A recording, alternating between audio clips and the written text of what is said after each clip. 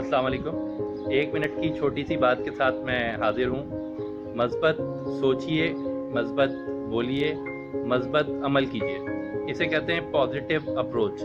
Positive approach अपनाने के नतीजे में अच्छा सोचने के नतीजे में, अच्छा बोलने के नतीजे में, अच्छा अमल करने के नतीजे में और मनफी बातों से, नेगेटिव बातों से, उनको सोचने से, उनको बोलने से, उन पर अमल करने से जब आदमी बचता है और पॉजिटिव अप्रोच को अपनाता है तो उसकी ज़िंदगी आसान हो जाती है। उसे टेंशन नहीं होती, उसे डिप्रेशन नहीं होता, उसे बीपी की बीमारी लाहक नहीं होती, उसे शुगर की बीमारी लाहक नहीं होती।